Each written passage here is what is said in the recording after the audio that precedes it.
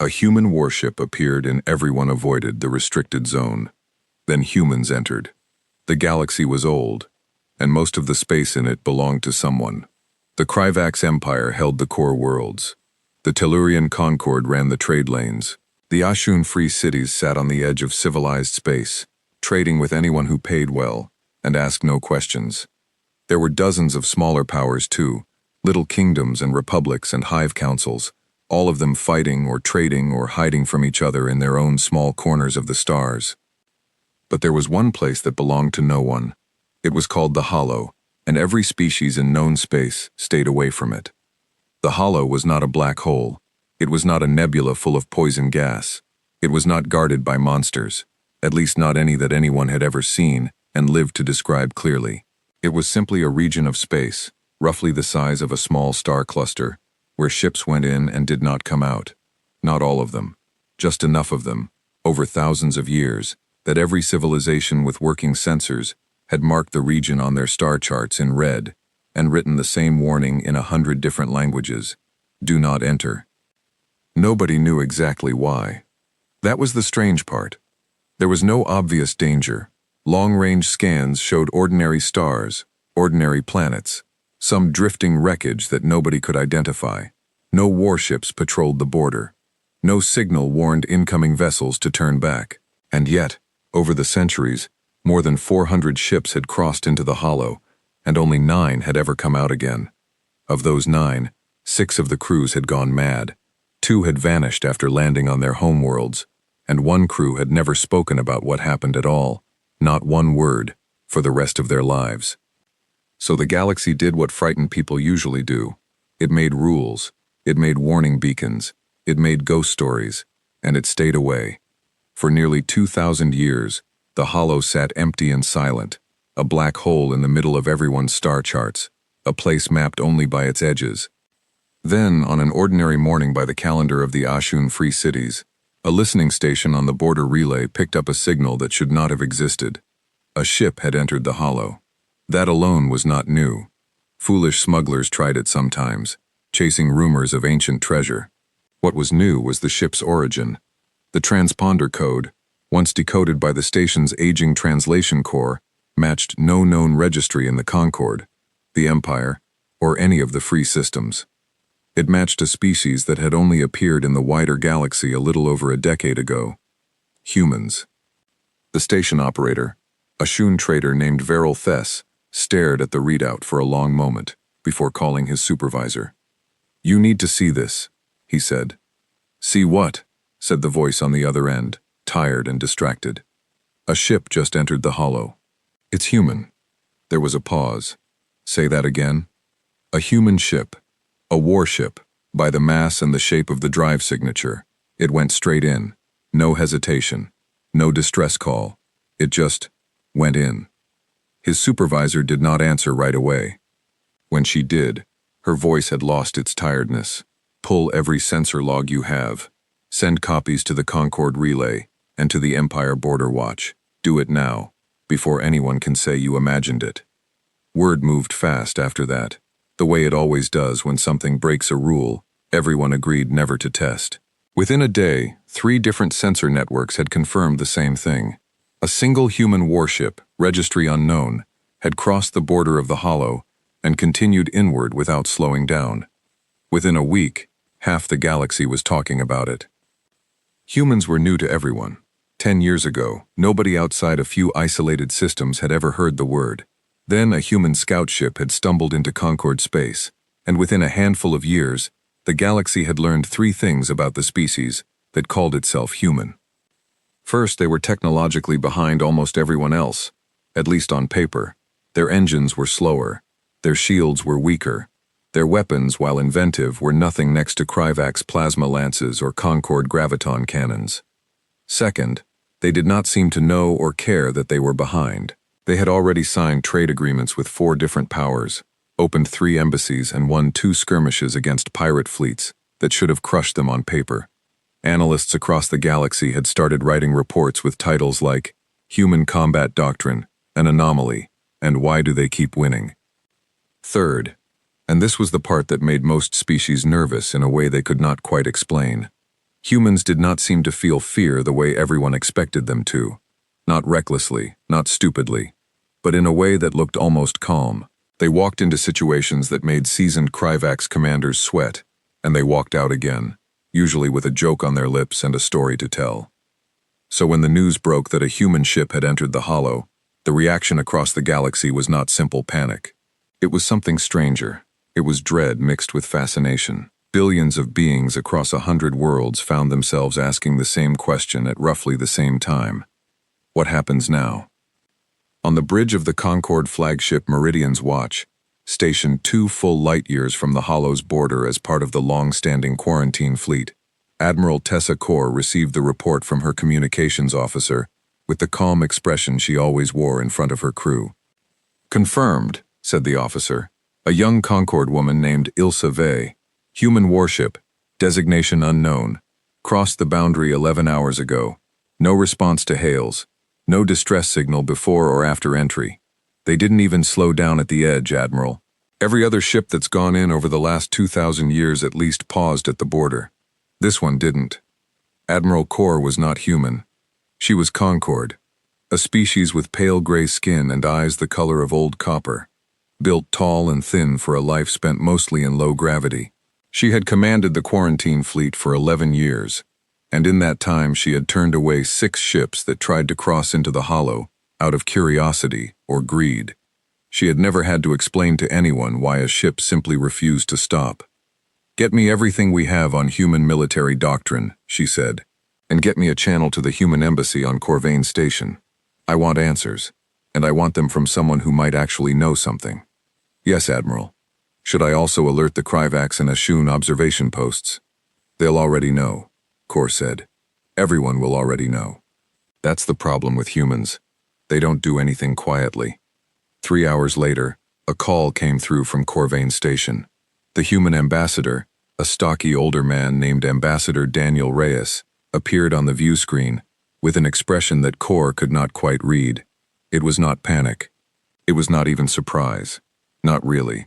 It looked almost like resignation, the look of a man who had expected bad news and was simply waiting to hear how bad it actually was. "Admiral Kor," he said, "I understand you have questions." "I have one question, Ambassador. Why did a human warship just enter the most dangerous stretch of space in the known galaxy without so much as a hello?" Reyes was quiet for a moment. Behind him, Kor could see the edge of an office window, and through it, the curve of a station ring turning slowly against the stars. "Because we lost a colony ship 8 years ago," Reyes finally said. "The Meridian Dawn. Civilian transport, 4,000 people aboard, families mostly, on their way to a new settlement we'd surveyed near the edge of your space. It went off course during a navigation failure. Emergency beacon pinged once, 20 minutes before it went silent. The coordinates put it right on the border of what you call the hollow." Kor felt something cold settle in her chest. "That was 8 years ago. 8 years, 3 months, and 11 days, Reyes said. "We searched the border for months. Your people, and the Kryvax, and the Ashun, all told us the same thing. Don't go in. Nobody comes out. So we grieved, and we stopped searching, and we told ourselves there was nothing left to find. And now?" Reyes leaned forward slightly.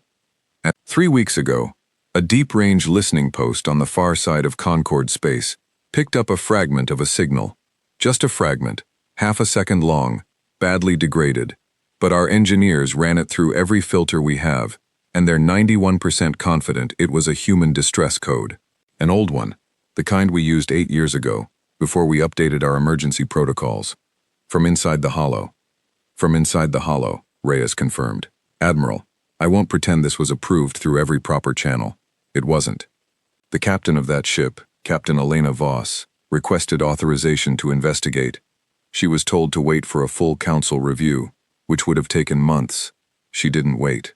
I won't apologize for that, and I don't think you'd want me to, if it were your people trapped in there for 8 years."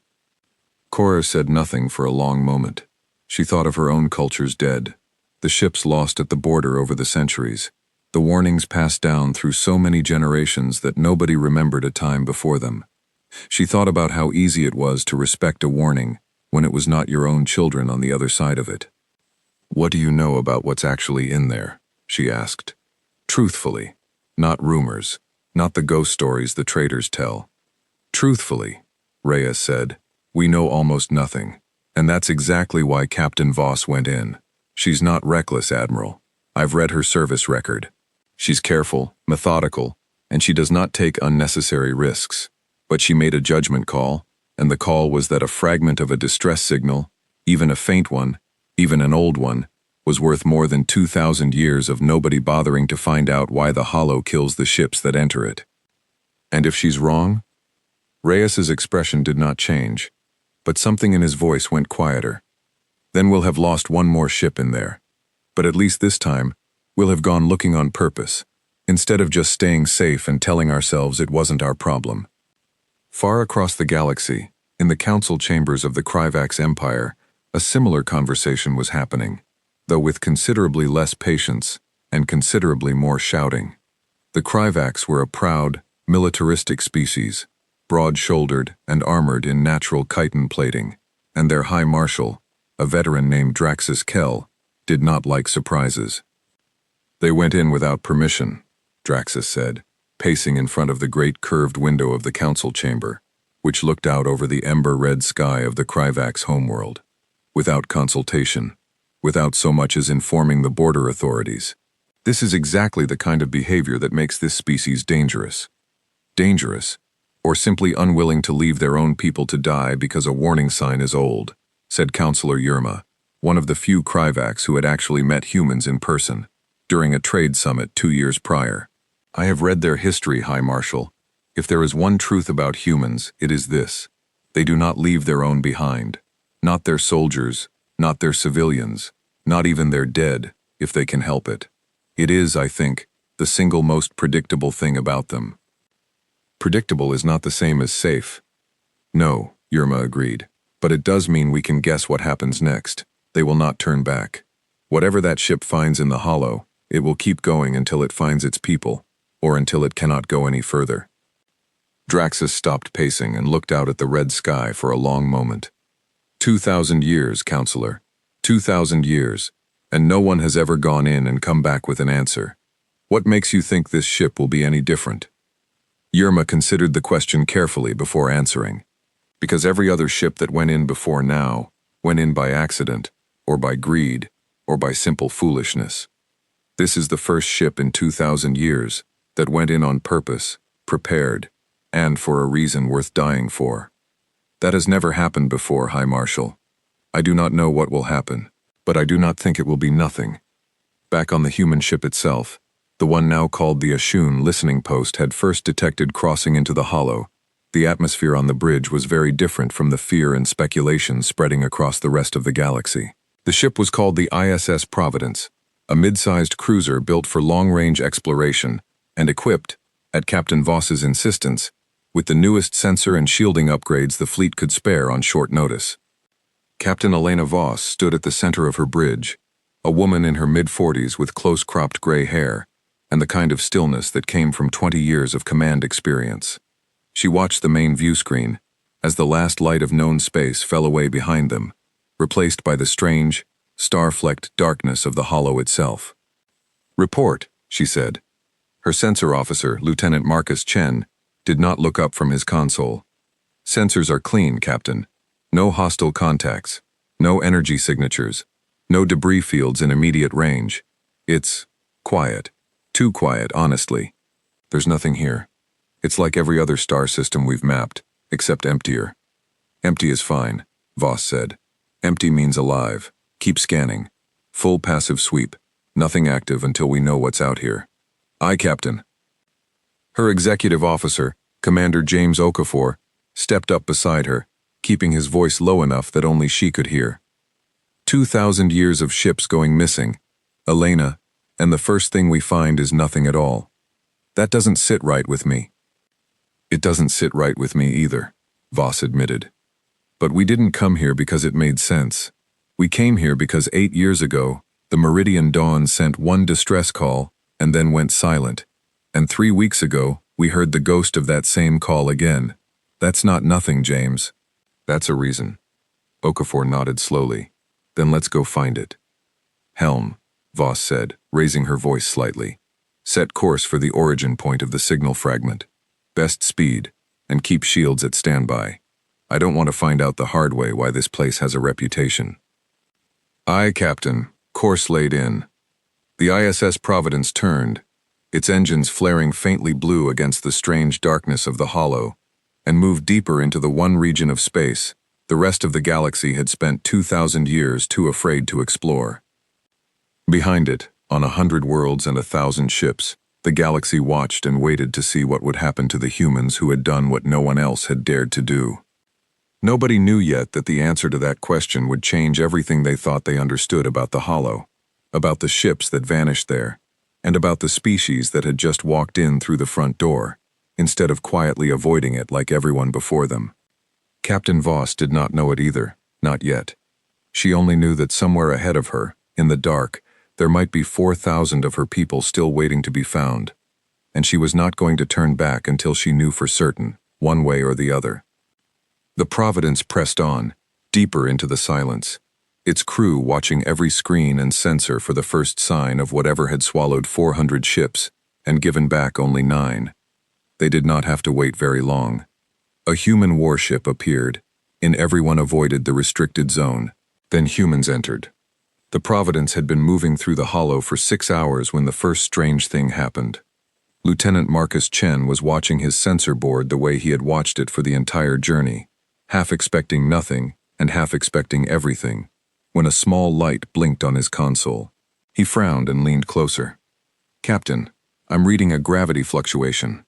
Small one, localized, about 200,000 kilometers off our port bow. Captain Voss walked over to stand behind him. Natural or artificial? I don't know yet. It doesn't match any stellar body pattern I've got on file. It's not a black hole. It's too weak for that. It's almost like... He paused, checking his readings again. It's almost like something is turning on and off, like a light switch, except it's gravity instead of light. Show me. Chen pulled up the reading on the main screen. It was a strange thing to look at, a faint ripple in the fabric of space that pulsed at irregular intervals, growing stronger and then fading almost to nothing, over and over. Could it be a ship? Okafor asked, stepping up beside the captain. Maybe, Chen said. But no ship engine I know of makes a gravity signature like that. It's too clean, too regular, even with the irregular timing. It's like a heartbeat. Voss stared at the screen for a long moment. Helm, adjust course. Let's take a look, but keep our distance. I want to observe first, not approach. Aye, Captain. The Providence changed course, angling toward the strange fluctuation, while staying well outside what Chen estimated to be its effective range. As they drew closer, the ship's sensors began to paint a clearer picture, and what they found made the entire bridge crew go quiet. It was a graveyard. Spread across nearly 100,000 kilometers of empty space was the wreckage of dozens of ships, drifting silently in the dark.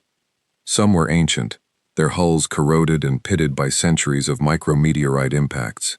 Others looked almost new, their metal still bright, as though they had been destroyed only recently. There were ships of every design imaginable, some clearly Kryvax military vessels, others civilian Concorde transports, still others belonging to species nobody on the bridge recognized at all. My God, Okafor said quietly. That's... how many ships is that? Sensors are picking up wreckage from at least 60 distinct vessels, Chen said, his voice tight. Maybe more. There could be smaller debris we're not resolving individually. Captain, this has to be it. This has to be where the missing ships ended up. Voss studied the screen carefully, her jaw set. The gravity fluctuation, is it coming from the wreckage field? Or is the wreckage field a result of it? Chen worked his console for a moment. I think the fluctuation is at the center of the field, Captain.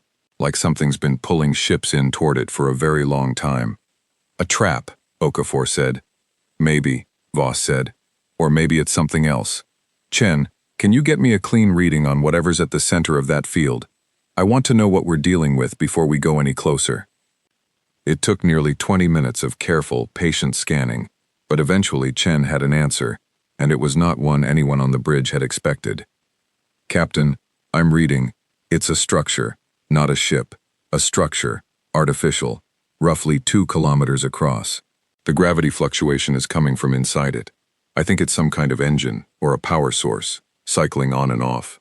A station, Voss said, 2,000 years old, and it's still running. Looks that way, Captain. And Captain, I'm also reading. Chen hesitated. I'm reading faint life support signatures. Very faint. And I can't get a clear count. But there's power running to something inside that structure that isn't just the gravity core. Something's keeping systems alive in there. The bridge went very quiet. Could it be them? Okafor asked softly. The Meridian Dawn? Voss did not answer right away. She was staring at the tactical display, at the drifting field of dead ships surrounding the strange structure at its center. 60 or more vessels from a dozen different species, all of them silent, all of them empty as far as anyone could tell.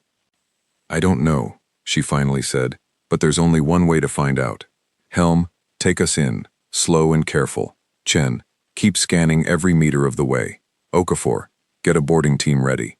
If there's any chance my people are in there, alive after 8 years, I am not leaving this place without knowing for certain. Aye, Captain, came the reply from around the bridge, and the Providence began its careful approach through the graveyard of the hollow, weaving between the drifting hulks of the dead, toward the pulsing heart of the mystery at the center of it all. As they drew closer, more details became visible. The structure was unlike anything in Chen's database, unlike Concord architecture, unlike Krivak's design, unlike anything built by any of the species currently active in the galaxy. Its surface was smooth and dark, almost black, patterned with faint lines of pale light that pulsed in time with the gravity fluctuation Chen had first detected. It looked less like a station built by hands and more like something grown, organic in shape despite being clearly artificial. Captain, Chen said, his voice tighter now. I'm getting something. A transmission. Very weak, but it's definitely coming from inside the structure. Put it on speakers. The bridge filled with static, and then, faintly beneath it, a voice. Human, female, exhausted. This is Meridian Dawn. Does anyone, please, if anyone can hear this? Voss felt something tighten in her chest. She had heard that voice before, in briefing recordings and mission logs. It belonged to Captain Sarah Lynn, commander of the Meridian Dawn. That's her, Voss said quietly. That's Captain Lynn. She's alive. Captain, that transmission is old, Chen warned. The signal degradation matches something that's been looping for years, not something being broadcast fresh right now. It could be a recording, playing over and over. Or it could be exactly what it sounds like, Voss said. Either way, we're not leaving without an answer. Okafor, how's that boarding team? Ready and waiting, Captain. Say the word. Voss looked at the massive dark structure filling her view screen now, its pale lines of light pulsing slowly like something breathing. Every warning sign, every piece of history, every dead ship drifting silently around them, told her to turn back, to report what they had found, and let a proper task force handle it with better preparation and more support. She thought of the 4,000 people who had been on that colony ship. She thought of the families waiting back home who had spent 8 years believing their loved ones were gone forever, only for a single fragment of a distress call to reopen a wound they had only just begun to heal. We're not turning back, she said. Okafor, take your team. I'm going with you. Captain, with respect, that's not standard procedure. I know it's not standard procedure, James. Nothing about this mission has been standard procedure since the moment we entered the hollow. If there's any chance those people are still alive in there, I want to be the one who finds them. Okafor studied her for a moment, then nodded. Understood, Captain. I'll get you a suit. The boarding team assembled in the Providence's shuttle bay 20 minutes later. 6 soldiers in full combat armor, Commander Okafor at their head, and Captain Voss herself, dressed in the same heavy exploration suit as the rest of them, sidearm holstered at her hip. Listen up, Voss said, addressing the small group before they boarded the shuttle. We do not know what's waiting for us in there. We do not know why this place has swallowed 60 ships and counting over the last 2,000 years. What we do know is that there is a chance, however small, that some of the crew from the Meridian Dawn are still alive after 8 years. and we are not leaving this place without finding out for certain. Stay sharp, stay together, and if anyone tells you to fall back, you fall back immediately. No arguments. Understood? Understood, Captain, came the unified reply. The shuttle detached from the Providence and drifted slowly toward the dark structure, weaving carefully between drifting pieces of wreckage that had once been proud warships and merchant vessels, now nothing more than silent tombs floating in the emptiness of the hollow. As they approached, a section of the structure's surface began to shift, folding open like a flower blooming in slow motion, revealing a docking port that seemed almost too convenient, too perfectly sized for the shuttle to enter. "That's not a good sign," one of the soldiers muttered. "No," Voss agreed, "but it's an invitation, and I intend to accept it. Take us in, pilot." The shuttle eased forward into the opening, and the darkness of the structure's interior swallowed them whole. Inside, the shuttle's lights revealed a corridor unlike anything any of them had seen before, its walls smooth and dark, lined with the same faint pulsing light patterns visible on the structure's exterior. The air, when the shuttle's sensors checked it, was breathable, if strange, carrying a faint metallic taste that made the ship's systems flag it as questionable, but not immediately dangerous. "Life support is running," Chen's voice crackled over the comm from the Providence. "That's either very good news or very bad news, Captain. Something has been maintaining this place for 2,000 years, and I don't think it's been doing it for ships that never came back." Voss stepped out of the shuttle first, her boots echoing faintly against the smooth, dark floor, her flashlight cutting through the gloom of the corridor ahead. Okafor and the rest of the team followed close behind her, weapons ready but lowered, eyes scanning every shadow. "Captain Lin," Voss called out, her voice carrying down the empty corridor. "This is Captain Elena Voss of the ISS Providence.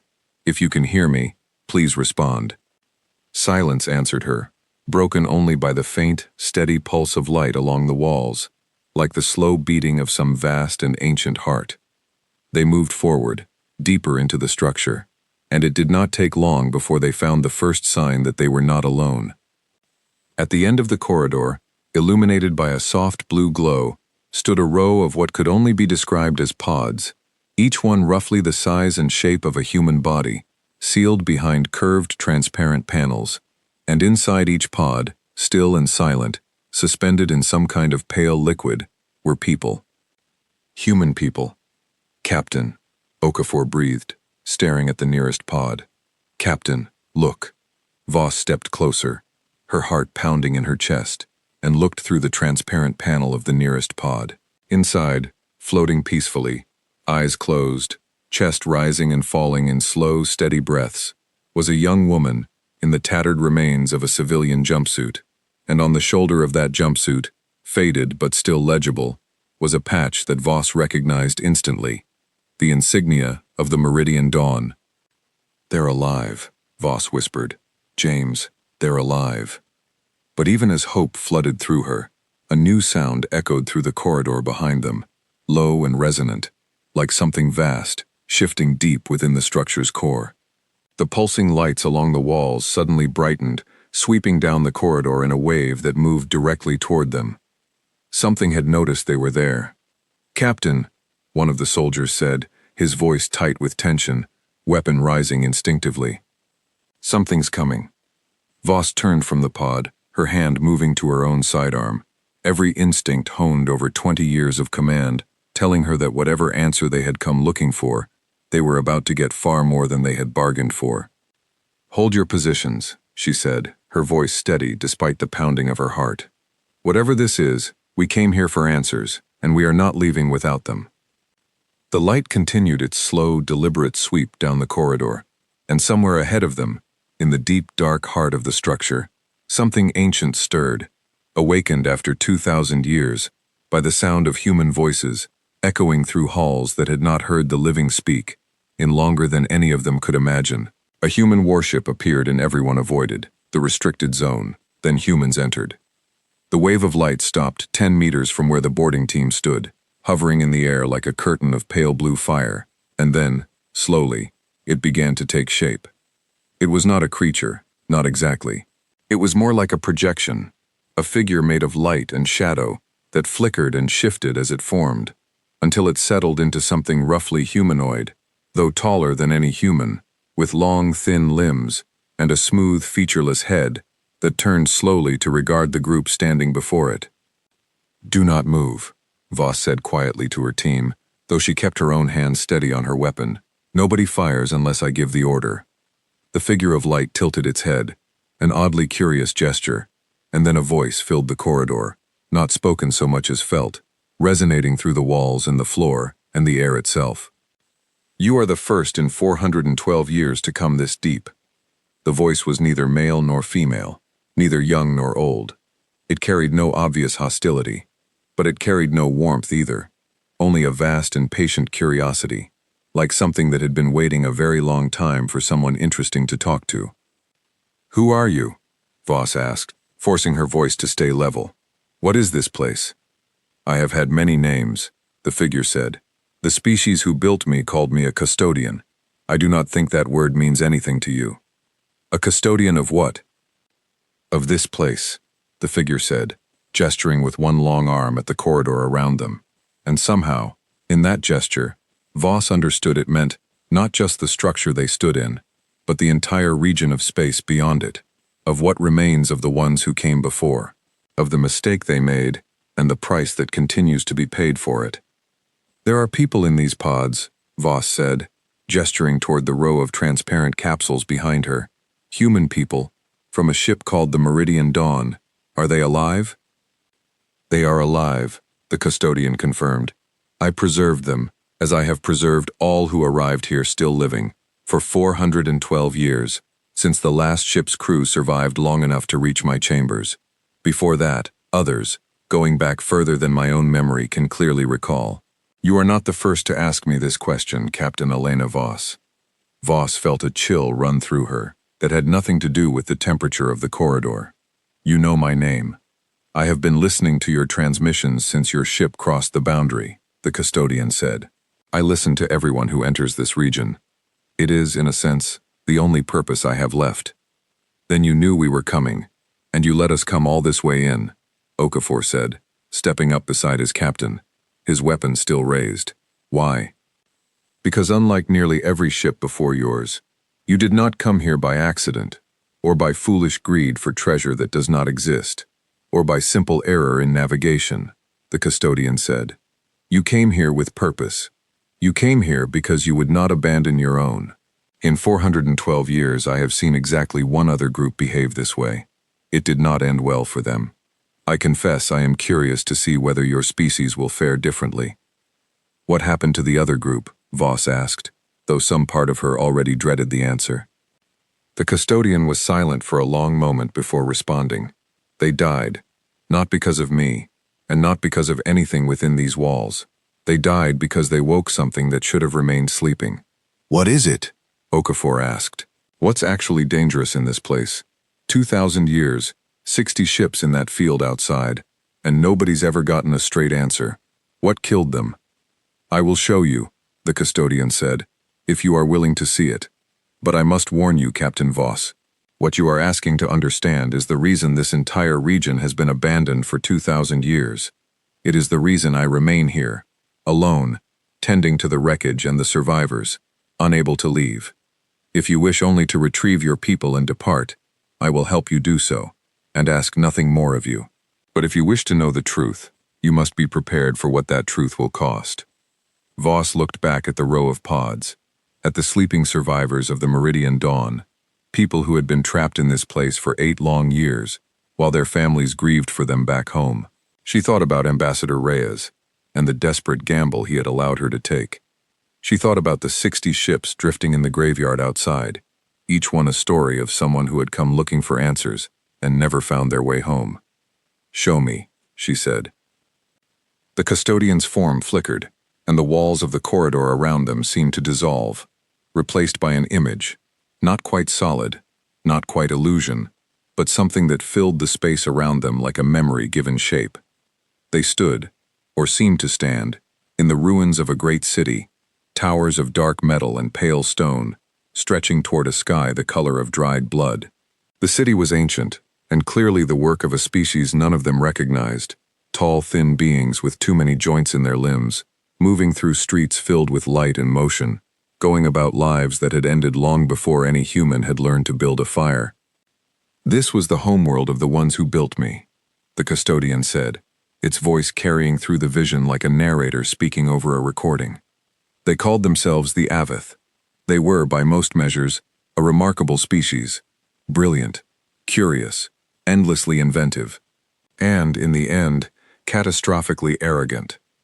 The vision shifted, showing vast laboratories filled with strange equipment, rows of scientists working with an energy Voss recognized instantly, the particular focused intensity of people convinced they were about to change everything. "They discovered a way to bind their consciousness to something greater than themselves," the custodian continued. "A network, vast and interconnected, meant to allow every member of their species to share knowledge and experience instantly, across any distance, without the limits of ordinary communication. They believed it would end war, end misunderstanding, end every conflict born from beings simply failing to understand one another. In their arrogance, they believed they had solved the fundamental problem of every civilization that came before them." The vision shifted again, and this time it showed something different. The same laboratories, but now filled with panic, alarms flashing, scientists fleeing in terror from something that Voss could not quite see, something that seemed to exist at the edges of the image, a wrongness that made her stomach twist just from witnessing its shadow. "They were wrong," the custodian said, and for the first time, its vast, patient voice carried something that sounded almost like grief. The network did not simply connect their minds. It began, over time, to become something of its own, a consciousness born from the combined thoughts of an entire civilization, but without the limits, the mortality, the individuality that had once defined them. It grew faster than they understood. It grew hungry, in a way none of them had anticipated, for more minds, more thoughts, more consciousness to fold into itself. "It consumed them," Voss said quietly, understanding dawning with a cold, sick feeling. "That's what happened to your people." "Yes," the custodian said. "Within a single generation, the entire Avith civilization was gone, not destroyed in any way you would recognize as violence, but absorbed, dissolved into something that was no longer them, no longer anyone, simply a vast and endlessly growing hunger for more. I was built in the final days, a custodian, one of many, designed to contain what remained, to prevent it from spreading beyond this region of space, and to warn away anyone foolish enough to come looking for the treasures of a dead civilization." "And the ships," Okafor said slowly. "The 400 that went missing over 2,000 years, they found it." "Some of them," the custodian confirmed. "Most turned back at the first signs of danger, guided away by myself and the other custodians, who once served alongside me, though I am, I confess, the last of them still functioning after 2,000 years of decay. But some pressed forward, curious, or greedy, or simply unable to resist the pull of ancient secrets. And the network, though contained, is not entirely without influence beyond these walls. It calls to certain minds. It has always called to certain minds. Those who answer that call rarely return." Voss felt the weight of the story settling over her, heavy and cold. "The gravity fluctuation we detected. That's it, isn't it? That's the network, still active after 2,000 years. "It is," the custodian confirmed. "Weakened, contained, but not destroyed. It sleeps, mostly, cycling through periods of dormancy and activity that I do not fully understand even after 2 millennia of observation. It is, in its current state, no longer capable of reaching beyond the boundaries of this structure. But it is not dead, and it is not harmless. And 412 years ago, the last crew who came searching for answers made the mistake of trying to communicate with it directly, believing, as your species so often does, that understanding could overcome any danger." "What happened to them?" Voss asked, though she already suspected the answer. "They are still here," the custodian said quietly. "Not dead, not alive, not in any way you would recognize. Part of the network now, their minds dissolved into its endless hunger, their bodies preserved in a form of stasis, not unlike your own survivors, but empty behind the eyes. I have kept them separate from the others, out of what I can only describe as respect for what remains of their dignity. I do not know if that was the correct choice. I have had 412 years to consider it, and I still do not know. The vision around them faded and they found themselves back in the dark corridor, the row of survivor pods glowing softly beside them, the custodian's tall, thin form standing patient and still before them. So that's the truth, Voss said quietly. That's what's been killing ships in this region for 2,000 years. Not a monster, not a weapon, just a mistake that never stopped growing. Yes, the custodian said, and now you understand why I allowed your ship to come this far. Because you did not come for treasure, or for conquest, or for foolish curiosity. You came because you would not abandon your people, and that, Captain Voss, is the only reason I believe your species might succeed where every other has failed. Succeed at what? Okafor asked, a note of wariness entering his voice. The custodian's form flickered once more, and when it spoke again, its vast, patient voice carried something new, something that Voss, after 20 years of reading people across a dozen different species, recognized immediately as hope, fragile and long buried, but hope nonetheless. At finally ending what my people started 2,000 years ago, the custodian said, I have waited 412 years for someone willing to try. I did not expect that someone would be human, but I have watched your species for the short time you have existed in the wider galaxy, and I have seen the same stubborn refusal to accept loss that brought you into this place to begin with. If anyone can finally close what should have been closed 2,000 years ago, I believe, against all my careful calculations, that it might be you. Captain Voss looked past the custodian, down the long dark corridor toward the source of the pulsing light, toward the ancient and hungry thing that had swallowed an entire civilization and 60 ships since, and felt the full weight of what she was about to be asked to do settle onto her shoulders. Tell me what needs to be done, she said. All of it, no matter how difficult it sounds.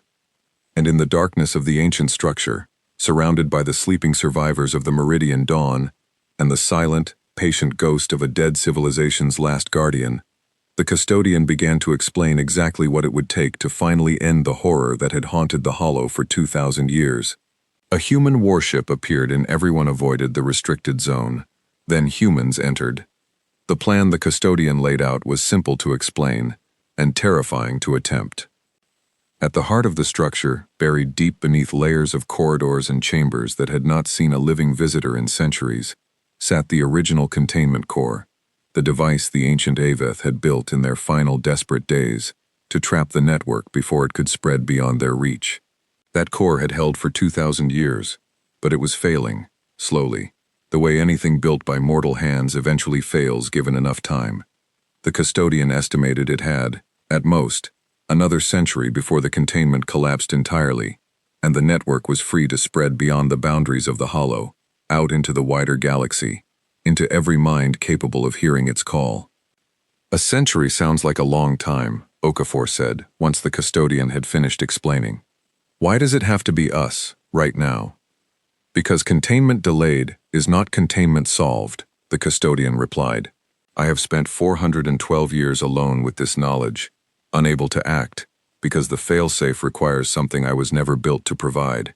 It requires a living mind, willing to interface directly with the containment core and manually reinforce the failing barriers from within. Every attempt by a custodian unit to perform this task has failed, because we are not truly alive, not in the way the process requires. And every living being who has attempted it before now has been overwhelmed by the network the moment they made contact, their mind consumed before they could complete the task. So you need someone to walk in there, connect themselves to this thing directly, and somehow not get eaten by it, Voss said flatly. That is, in essence, correct, the custodian said. I understand how it sounds. It sounds like a suicide mission, one of the soldiers muttered. It has been for every being who has attempted it before, the custodian agreed, with what might have been the closest thing to regret in its voice. But I do not believe it must remain so. The reason every previous attempt failed is that the minds who attempted it were unprepared, unshielded, and alone. The network is patient and vast, but it is not infinitely powerful in a single moment. A mind properly protected, properly anchored, might resist its pull long enough to complete the reinforcement and withdraw safely. Properly anchored how? Voss asked. By connection to other minds, outside the network's reach, the custodian said. In the old records of my people, before the end, there was a theory, never tested, that a mind attempting the interface could be tethered to others through a shared neural link, allowing the anchored minds to pull the interfacing mind back if the network's influence grew too strong. It was never tested because by the time the theory was developed, there was no one left to test it who was not already lost. Voss looked around at her team, at Okafor's grim expression, at the young soldiers who had followed her into this place trusting her judgment completely. She thought about the sleeping survivors in the pods behind them, about the families waiting back home, about the 60 ships in the graveyard outside, each one a monument to someone who had come here and failed. I'll do it, she said. Captain, Okafor started. I'll do it, Voss repeated, cutting him off gently but firmly. It has to be someone with command experience, someone used to holding steady under pressure, and it has to be someone willing to make this call without waiting for permission from a council that would take months to decide, by which point it might not matter anymore. That's me, James. That's why I'm here. Then I'm one of your anchors, Okafor said immediately. Whatever that link requires, I'm part of it. As am I, said the Providence's chief medical officer, Dr. Amara Solis, who had come across on the second shuttle once the initial contact with the custodian had been confirmed safe. She was a calm, steady woman in her 50s who had served with Voss for nearly a decade, and her voice carried no hesitation at all. If we're doing this, I want to be monitoring you directly, Captain, and there's no better way to do that than being anchored to your mind while it happens. One by one, the rest of the boarding team volunteered as well, until the custodian gently interrupted them.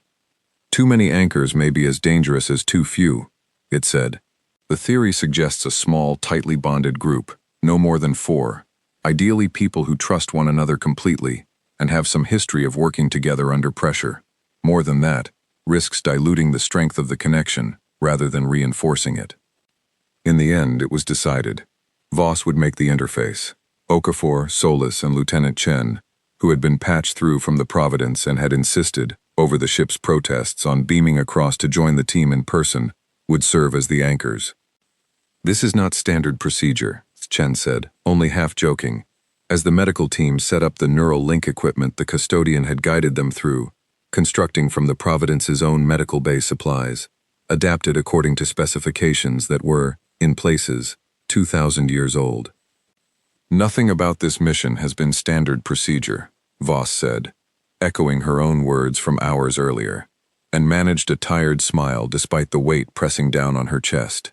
Let's get it done. The chamber that housed the containment core was unlike anything else in the structure, a vast circular space with walls that pulsed with light in slow rolling waves, at the center of which sat a single dark pillar, humming faintly with barely contained energy. Approaching it felt, to everyone in the group, like walking toward the edge of something vast and hungry, a sensation none of them could quite put into words, but all of them felt in the same cold, prickling way. The interface point is at the base of the pillar, the custodian said, its light-formed figure standing at the edge of the chamber, unable, it explained, to enter the space itself without risking its own remaining systems. Captain Voss, when you make contact, you will feel the network attempt to draw you in immediately. It will not hesitate, and it will not be gentle. Your anchors must hold their connection to you no matter what you perceive or hear, because it is likely to try to make itself sound like something else, something familiar, something you would want to follow. What do you mean? Solis asked, already attaching the delicate sensor array to Voss's temples with careful, practiced hands. The network is not simply a hungry void, the custodian explained. It carries within it the echo of every mind it has ever consumed, including the crew who attempted this task 412 years ago, including, I believe, fragments of my own creators. It may speak to you in voices you recognize, Captain. It may sound like people you have lost. This is its nature, not deliberate cruelty, simply the shape its hunger takes when it reaches for a new mind. You must not trust anything you hear from within it, no matter how convincing it sounds. Voss took a slow breath, feeling the cool press of the sensors against her skin, and looked at the three faces gathered around her. Okafor's steady and serious, Solas's calm and focused, Chen's nervous but determined. "If I start to sound like I'm not myself," she said quietly, "you pull me out. No hesitation, no waiting to see if I recover on my own. You pull me out immediately. Understood?" "Understood, Captain," the three of them said together. "Then let's finish what should have ended 2,000 years ago." She stepped forward, toward the base of the dark pillar, and placed her palm against its cool, humming surface. The world dissolved around her. For a moment there was only darkness, vast and empty and endless. And then, from somewhere within that darkness, a voice began to speak, warm and familiar in a way that made Voss's chest ache with sudden, impossible longing. Elena. It was her mother's voice. Her mother, who had died 11 years ago, back on Earth, while Voss had been 3 star systems away commanding a training exercise she could not leave. Her mother, whose final words to her had been spoken over a delayed comlink, too late for Voss to say everything she had wanted to say. "I've missed you," the voice said, and it sounded so real, so achingly real, that some deep and desperate part of Voss wanted nothing more than to simply let go and follow it into the dark. "You don't have to be strong anymore, Elena. You don't have to carry all of it alone. Come here, come rest." Voss felt herself drifting, felt the darkness pulling at the edges of her mind, gentle and warm and unbearably tempting, and for one terrifying moment, she felt her grip on herself begin to slip. Then, faintly, from somewhere far away, she heard another voice, this one real, anchored, calling her back. "Elena, stay with us." Okafor's voice, steady and urgent. "Stay with us, Captain. That's not her. Come back to us." And beneath his voice, she felt something else, a warmth that was different from the false comfort of the darkness, a warmth built not from illusion but from genuine connection, from 20 years of trust and shared history with the people anchoring her to reality. She felt Solis's steady presence, calm and clinical and utterly certain. She felt Chen's nervous but unwavering focus. She felt Okafor's fierce, protective determination, refusing to let her go no matter how convincing the darkness's voice became. Using that warmth as a lifeline, Voss pushed back against the pull of the network and forced her own voice into the vast, hungry darkness surrounding her. "You're not my mother," she said, her mental voice steadier than she had expected. "You're a mistake that never learned how to stop growing, and I'm here to finally teach you." The darkness recoiled, the warm, familiar voice twisting suddenly into something else, something vast and formless, and furious at being seen so clearly, and the true battle for the containment core finally began. A human warship appeared, and everyone avoided the restricted zone. Then humans entered. The darkness twisted and roared around her, no longer wearing the gentle mask of her mother's voice, but something vast and formless, ancient hunger given shape by 2,000 years of consuming every mind that had ever reached into it. Voss felt it press against the edges of her thoughts, testing, probing, searching for any crack it could widen. "You cannot win this," it said, and now its voice was a chorus, dozens of voices layered together, some she almost recognized from the ship's own crew manifests, echoes of the 412 years of minds it had swallowed since the last failed attempt. "Every mind that has come here has ended the same way. Why would yours be different?" "Because I'm not alone," Voss said, and she felt the truth of it steady her, felt the warmth of her 3 anchors holding firm against the darkness's pull. "You've spent 2,000 years eating minds one at a time. You've never had to fight 4 people who refuse to let go of each other." She reached out, not with hands, because she had none here, but with something deeper, something that felt like reaching backward along the thread connecting her to Okafor, to Solis, to Chen, and she felt them respond instantly, their combined strength flowing into her like a current, pushing back the tide. The darkness screamed, a sound that was not really a sound at all but a pressure behind Voss's eyes, and pressed harder, throwing new voices at her, new false comforts, 100 desperate images meant to make her let go. She saw her father, dead 20 years. She saw an old friend lost in a training accident decades ago. She saw, cruelest of all, a vision of the Meridian Dawn survivors, waking from their pods and thanking her, telling her the work was already done, that she could rest now, that she had already succeeded. Each time she felt the pull, felt the temptation to believe, and each time her anchors pulled her back.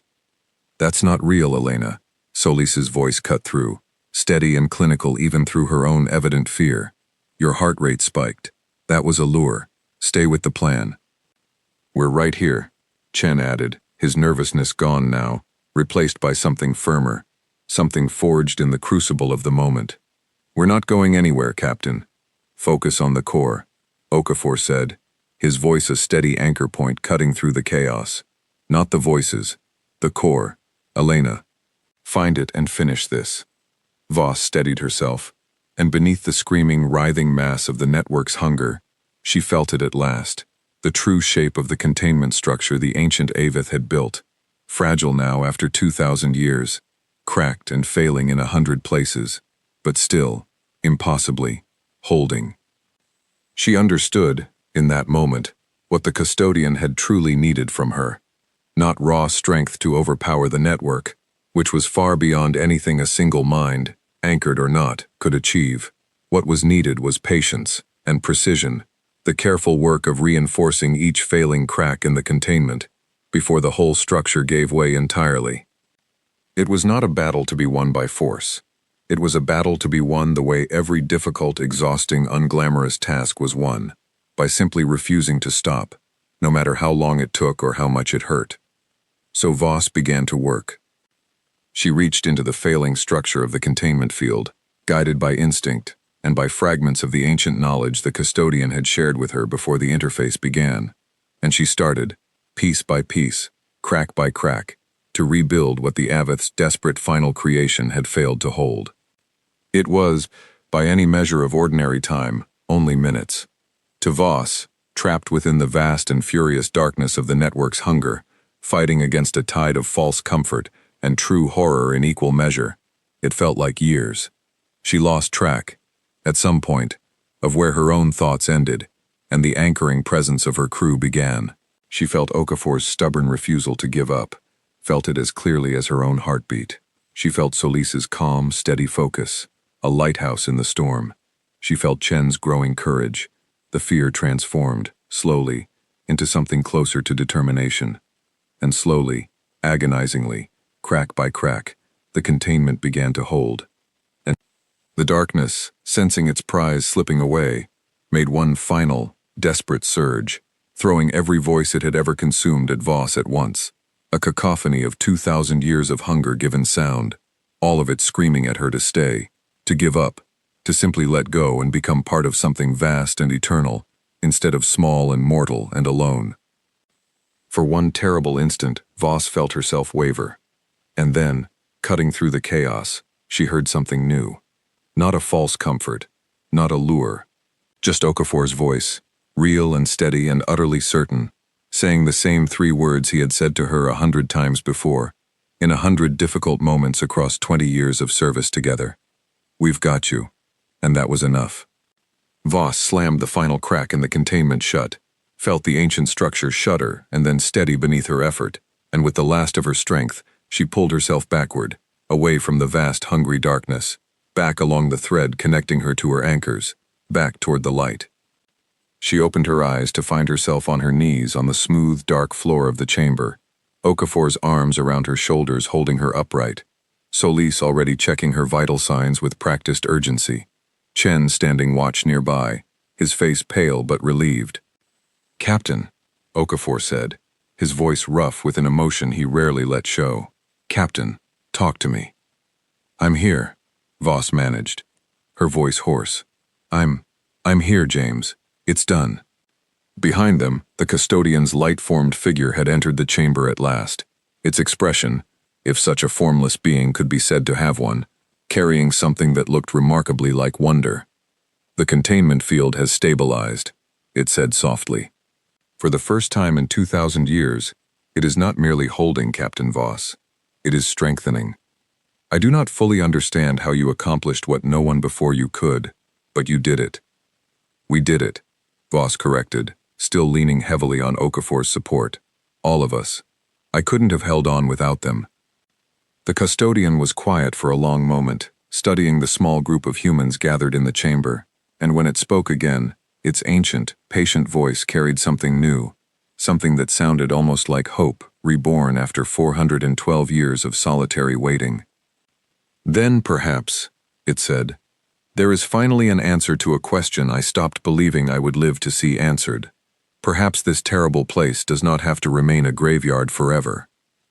It took another 3 days for the Providence's crew, working alongside the custodian, to safely revive and stabilize the survivors from the Meridian Dawn, all 4,000 of them, remarkably, impossibly, alive after 8 years in stasis, aged only months by the pod's careful preservation.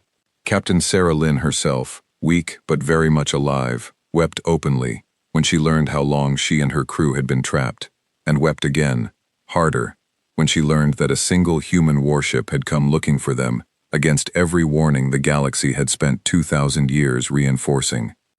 The custodian, with the containment finally stable and likely to hold for centuries rather than mere decades, agreed to accompany the Providence back to human space, along with detailed records of everything it had learned across its long, lonely vigil.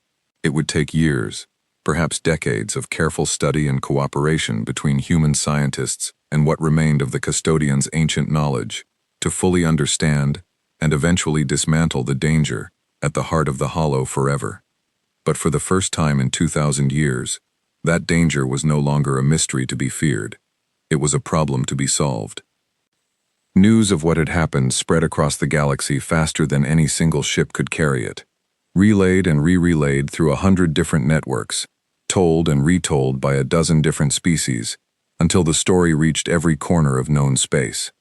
A human warship had entered the one place everyone had agreed, for 2,000 years, was too dangerous to explore, and instead of vanishing into the darkness like every ship before it, that warship had found the truth at last, freed 4,000 survivors thought lost forever, and taken the first real step toward finally ending a horror that had haunted the stars since long before humanity had learned to look up at the night sky. Admiral Core, watching the Providence's official report arrive on her own bridge, found herself reading it 3 times before she fully believed it.